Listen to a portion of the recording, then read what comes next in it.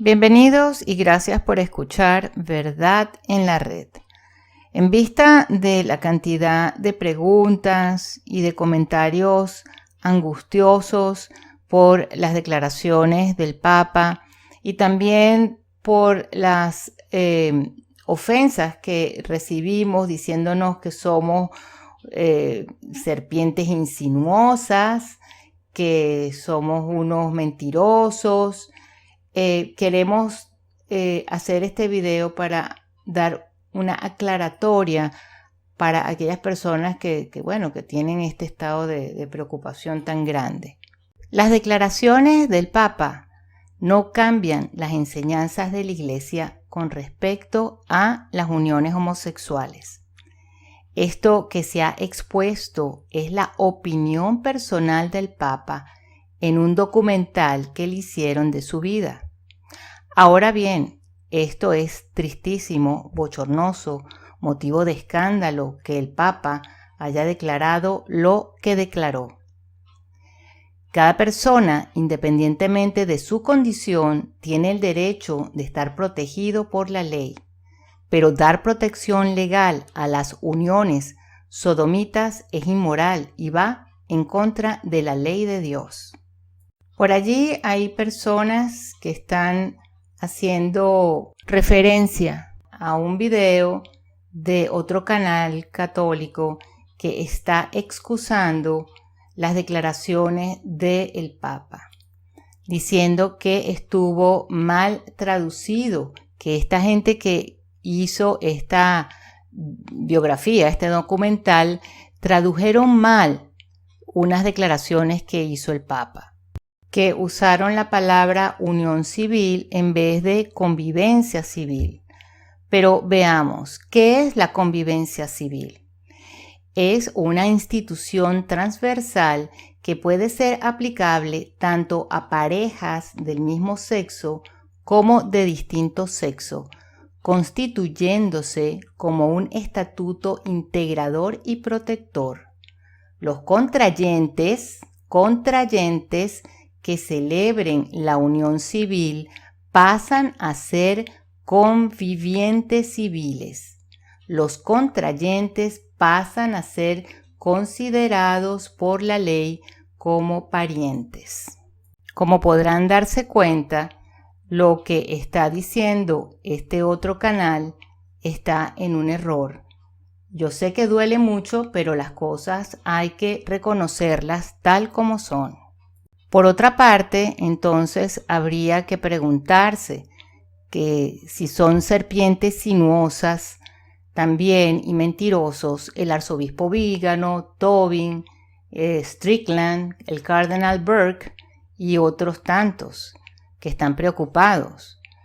Quiere decir que estos prelados no tienen por qué estar preocupándose y que lo que están hablando es paja.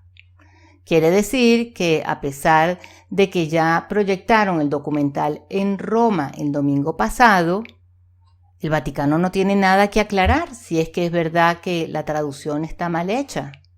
¿Por qué no se corrigió el film si estaba tan editado? Si se llegase a crear esta ley que sugiere el vicario de Cristo, significa que cualquiera ahora tendrá que aceptar la conducta de estos individuos en cualquier parte, porque tendrán los mismos derechos ante la ley. No podrán ser echados, por ejemplo, de los vestidores en las tiendas, de los vestidores de mujeres o de hombres, sea el caso, porque esta ley va a protegerlos.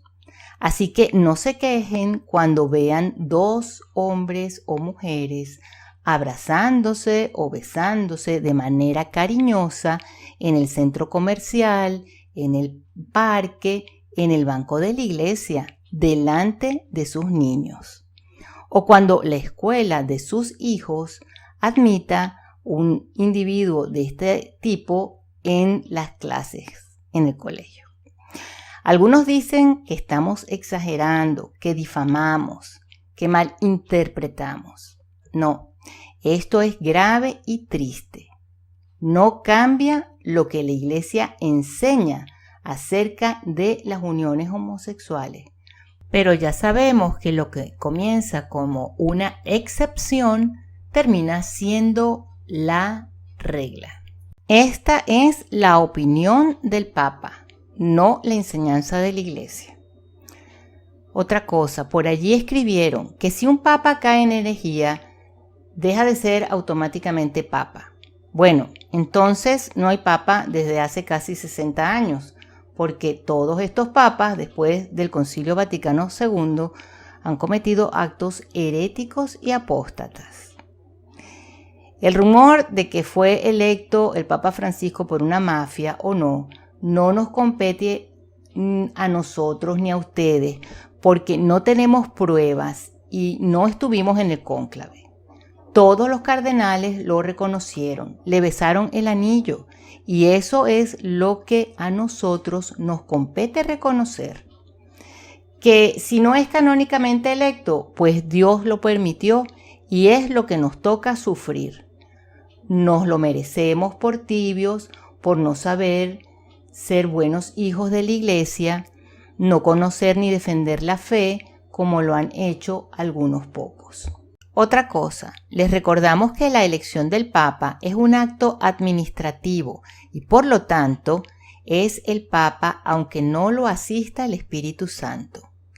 Porque en el cónclave, si aquellos no estaban en obediencia a Dios, el Espíritu Santo no es tonto y no lo pueden manipular, no está en el cónclave. Bueno, el Papa Benedicto reconoció al Papa Francisco. Claro, todos sabemos que la situación es ridícula porque sigue vestido de Papa y dando bendiciones como si lo fuese. Ciertamente, las condiciones bajo las cuales el Papa Benedicto XVI tuvo que abdicar y la forma en la cual ello se llevó a cabo son realmente confusas y preocupantes. Pero no importa mucho lo que ustedes o nosotros opinemos o lo que opine nadie más. Es lo que dice la Iglesia Católica lo que nos debe importar. Otra cosa también es que, en primer lugar, si ustedes acaban de despertar al desastre de la Iglesia en el pontificado del Papa Francisco, solo porque este Papa es completamente descarado en lo que dice y hace, lamentablemente van a tener que repasar un poco, o más bien bastante, las obras de todos los papas conciliares anteriores, ya que Francisco no es otra cosa más que la consecuencia inevitable de la labor de todos los papas conciliares anteriores, incluyendo a nuestro querido Papa Benedicto XVI. Ciertamente hubo un aparente cambio en la actitud de Cardenal Ratzinger hacia la misa y la tradición católica cuando lo eligieron Papa Benedicto XVI, y parecía haber cambiado en algunos pocos aspectos y haber intentado remediar algunas pocas cosas que él mismo contribuyó fuertemente a destruir como cardenal de la Iglesia. Pero otras muchas de las obras destructivas conciliares, con toda seguridad, las continuó implementando completamente. Esto lo anunció nuestro Señor, lo anunció la Santísima Virgen y ahora está ocurriendo. La Iglesia y el clero nos lo hemos merecido y ahora tenemos los sacerdotes y la Iglesia que nos corresponde. Ahora lo que nos queda es actuar como Dios manda. Si ya no lo está haciendo, hágalo. Regrese a la tradición, aprenda su fe, la de la Iglesia de más de 2000 años, la anterior a Vaticano II, y vuelva a la misa canonizada por San Pío V para todos los tiempos en el Concilio de Trento, la misa tradicional en latín.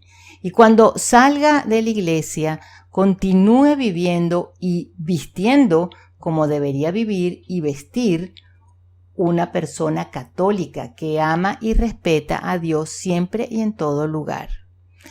Esto no lo arreglan ya los hombres, esto lo arregla solo Dios. Pongamos nuestras almas a salvo y salvemos las de todos aquellos a nuestro alrededor que quieran escuchar.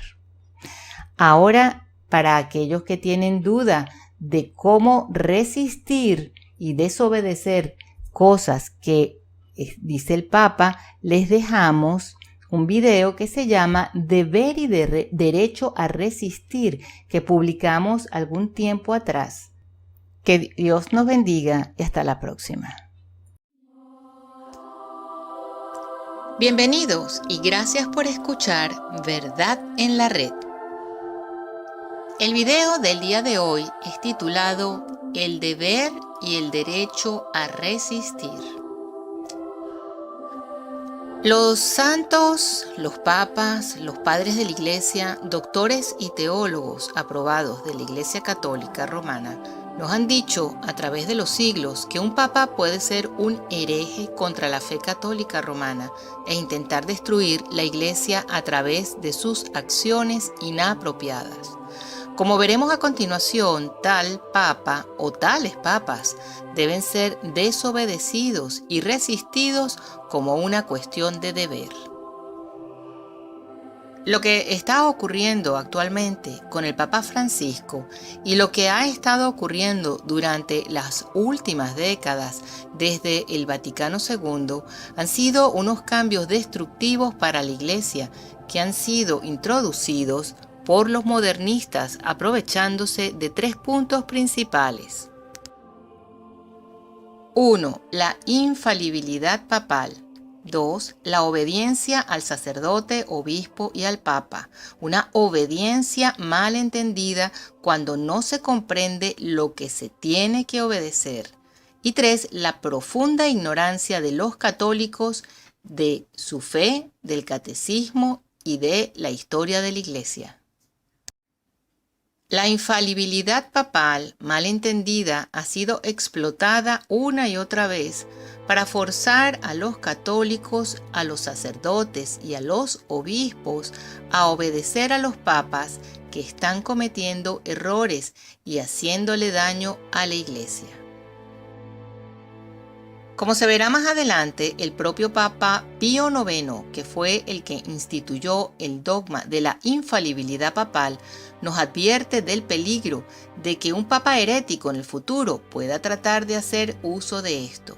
La obediencia ciega a la autoridad eclesiástica, ya sea al sacerdote, al obispo o al papa, también es un error profundo cuando se toma de manera mal entendida, como se ha hecho múltiples veces en el pasado y como ha sido explotada por la Iglesia conciliar para forzar sobre la Iglesia, fieles y sacerdotes, todos los cambios destructivos que han venido llevándose a cabo dentro de la Iglesia. De esto vamos a dar numerosos ejemplos de lo que dijeron santos, padres de la Iglesia, papas y teólogos, y ustedes se darán cuenta de cuán equivocados hemos estado al permanecer silenciosos y pasivos, y hemos faltado a nuestro deber de defender las enseñanzas de nuestro Señor Jesucristo y las enseñanzas de su Iglesia de 2000 años. Asimismo, esto va a reivindicar la posición de valientes sacerdotes que se han opuesto a los cambios y han sido perseguidos por los modernistas en la Iglesia, peor que si fueran herejes, como por ejemplo el caso del arzobispo Monseñor Marcel Lefebvre y el SSPX, la Fraternidad Sacerdotal de San Pío X. La obediencia ciega a la autoridad de la Iglesia, que está produciendo daños a la misma, solamente puede funcionar cuando el fiel es completamente ignorante de su fe.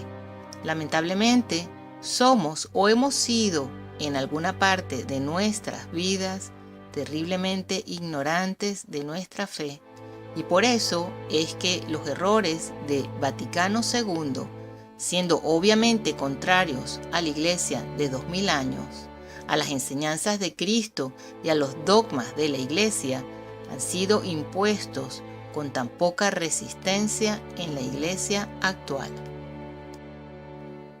En Hechos de los Apóstoles encontramos: pero respondiendo Pedro y los apóstoles dijeron: es necesario obedecer a Dios antes que a los hombres.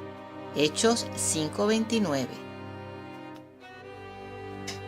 El doctor Santo Tomás de Aquino usó este incidente como una indicación de que todos los superiores deben ser desobedecidos si sus órdenes van en contra de la voluntad de Dios. En la Suma encontramos: está escrito, debemos obedecer a Dios antes que a los hombres. Ahora, a veces las cosas ordenadas por un superior están en contra de Dios. Por lo tanto, los superiores no deben ser obedecidos en todas las cosas. Esto está en la Suma Teológica. El teólogo Juan Cardinal de Torquemada relacionó expresamente el pasaje bíblico con el deber de resistir a un pontífice desviado, aunque se desprende claramente de las circunstancias que el Papa puede equivocarse a veces y ordenar cosas que no deben hacerse, que no debemos ser simplemente obedientes a él en todas las cosas. Eso no muestra que no deba ser obedecido por todos cuando sus órdenes son buenas. Para saber en qué casos debe ser obedecido y en qué no, se dice en los Hechos de los Apóstoles: uno debe obedecer a Dios antes que al hombre. Por lo tanto, si el Papa ordenara algo en contra de la Sagrada Escritura, o los artículos de fe, o la verdad de los sacramentos, o los mandamientos de la ley natural o divina, no debería ser obedecido, sino en tales mandatos ignorado. Entonces, amigos, vemos que los superiores no deben ser obedecidos en todas las cosas. Un papa puede equivocarse a veces y ordenar cosas que no deben hacerse, y no debemos ser simplemente obedientes a él en todas las cosas. Un papa puede ordenar contra la Sagrada Escritura, o los artículos de fe, o la verdad de los sacramentos, o de los mandamientos de la ley natural o divina, y luego no debe ser obedecido. Cuando un papa procede de esta forma, no está actuando de forma infalible. Varios papas también nos han dicho que los papas pueden errar en cuestiones de fe y desde luego hay que resistirles. El Papa Inocencio III declaró que un papa puede marchitarse en la herejía y no creer en la fe. El Papa Adrián VI declaró que está fuera de toda duda que un papa puede equivocarse en asuntos que tocan la fe. Puede enseñar herejía en decretos. También afirmó que muchos romanos pontífices eran herejes. Si por la Iglesia romana te refieres a su cabeza o pontífice, es indudable que puede errar incluso en asuntos que afectan la fe. Lo hace cuando enseña herejía por su propio juicio o decreto. En verdad, muchos pontífices romanos eran herejes. El último de ellos fue el Papa Juan XXII. El venerable Papa Pío IX reconoció el peligro de que en un futuro un papa fuera un hereje y enseñara en contra de la fe católica, y él instruyó: no lo sigan. Y este, señores, es el Papa que instituyó el dogma de la infalibilidad papal. Si un futuro Papa enseña algo contrario a la fe, no lo sigas. Una carta dirigida al obispo Brisen.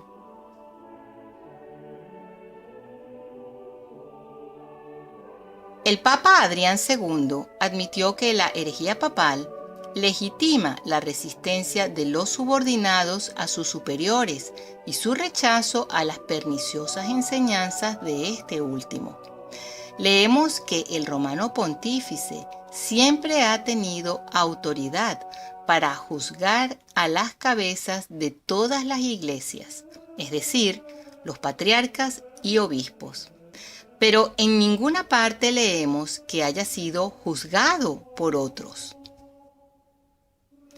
Es verdad que Honorio fue anatematizado póstumamente por las iglesias orientales, pero debe tenerse en cuenta que había sido acusado de herejía, la única ofensa que hace legal la resistencia de los subordinados a sus superiores y su rechazo de las enseñanzas perniciosas de este último.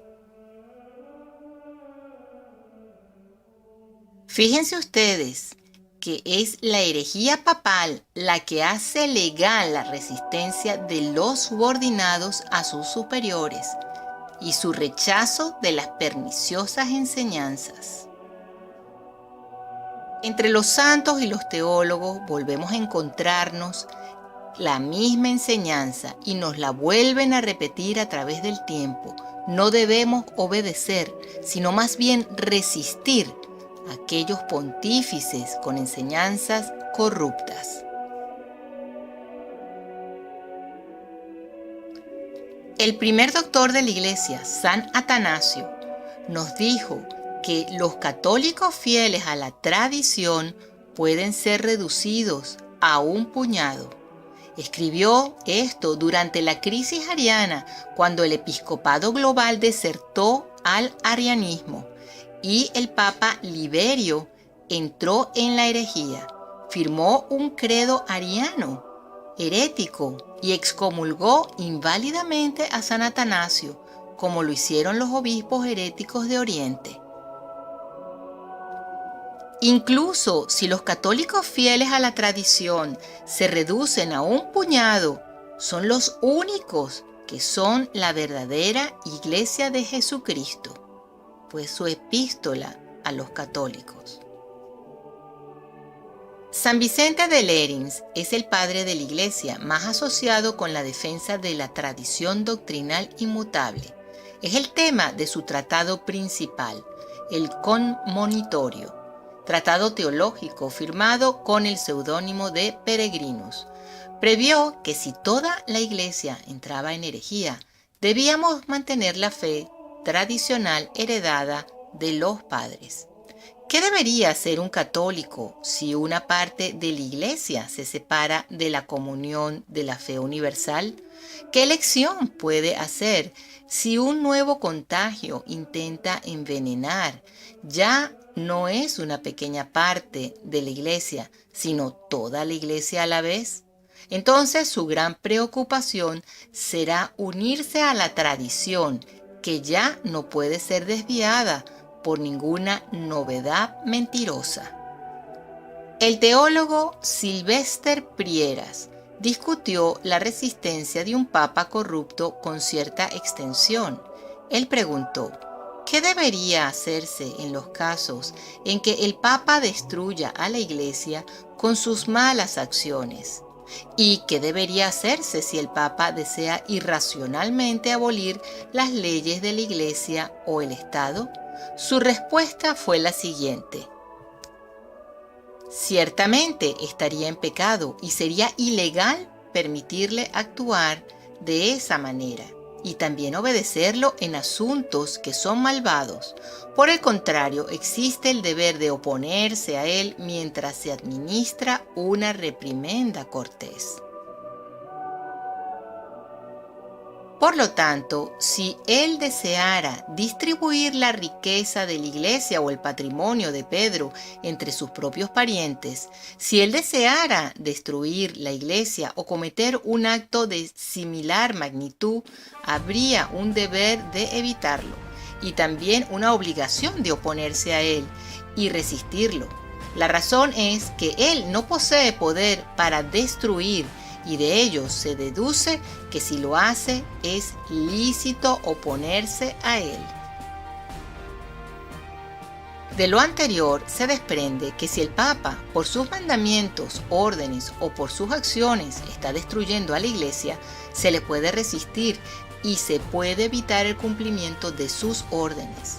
El derecho de resistencia abierta al abuso de autoridad de los prelados se deriva también de la ley natural. El teólogo Tommaso Cardenal de Bio Gaetani Cajetán declaró: es imperativo resistir a un papa que está destruyendo abiertamente a la Iglesia. Tal papa debe ser resistido. Hay que oponerse a sus políticas y prevenirlas y mantener la verdadera fe y la práctica católica. La resistencia debe ser establecida y en avanzada. El canonista y teólogo Padre Francisco de Vitoria decía: de acuerdo con la ley natural, la violencia puede oponerse legalmente a la violencia. Ahora, a través de los actos permitidos y las órdenes del tipo en discusión, el Papa comete violencia porque está actuando en contra de lo que es legal. Por lo tanto, se sigue que es lícito oponerse a él públicamente. Cayetano llama la atención sobre el hecho de que esto no debe interpretarse en el sentido de que alguien cualquiera pueda juzgar al Papa o asumir autoridad sobre él, sino que es lícito defenderse incluso contra él. Toda persona, de hecho, tiene derecho a oponerse a una acción injusta para evitar, si es posible, que se lleve a cabo, y así se defiende. El teólogo Francisco Suárez dijo igualmente: si el Papa da una orden contraria a las costumbres correctas, no debe ser obedecido.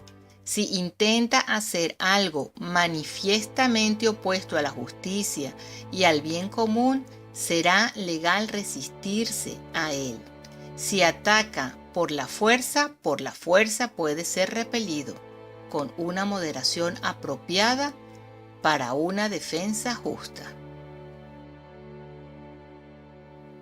El doctor de la Iglesia, San Roberto Bellarmino, escribió un tratado sobre el papado que se utilizó como base para la definición de los límites de la infalibilidad papal, que se hizo en el Vaticano I, y escribió lo siguiente: así como es legal resistir al Papa que ataca el cuerpo, también es lícito resistir al que ataca a las almas o que perturba el orden civil, o sobre todo que intenta destruir a la Iglesia.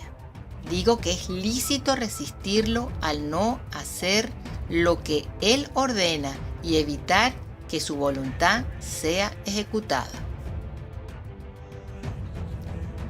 Como hemos visto, la tradición nos instruye que el episcopado global puede apartarse de la fe y que los verdaderos católicos pueden reducirse a un puñado. Los papas pueden desertar de la fe y enseñar herejías en sus decretos. Pueden cometer actos que atentan contra la Iglesia.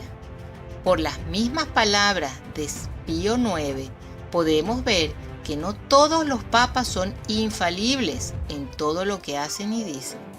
Entonces, no debemos obedecer, sino que debemos oponernos abiertamente al Papa y a la jerarquía y tratar de evitar que se implementen sus políticas.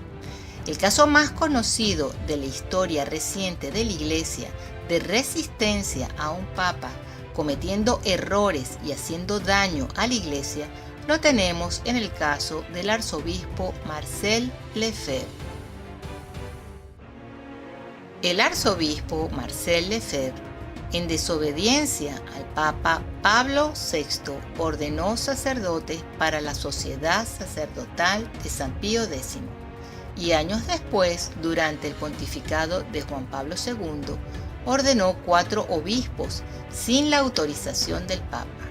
La primera acción le ganó una suspensión ad divinis y por la segunda acción fue excomulgado sin juicio.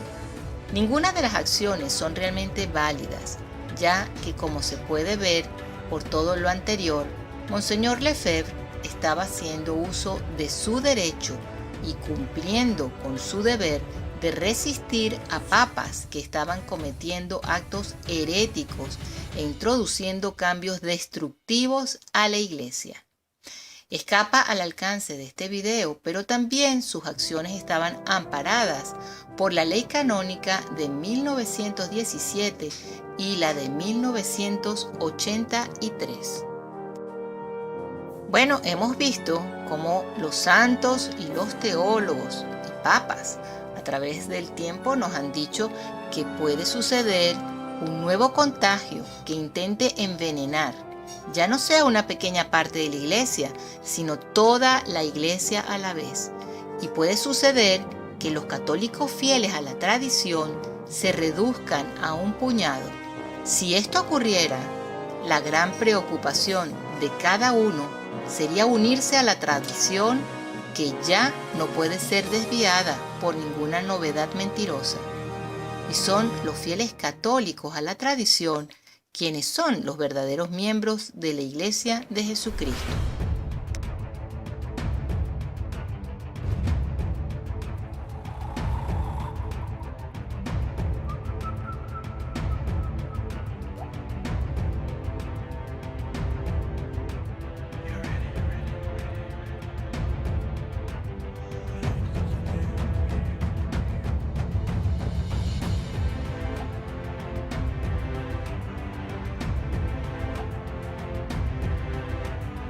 Bueno amigos, muchísimas gracias por haber escuchado.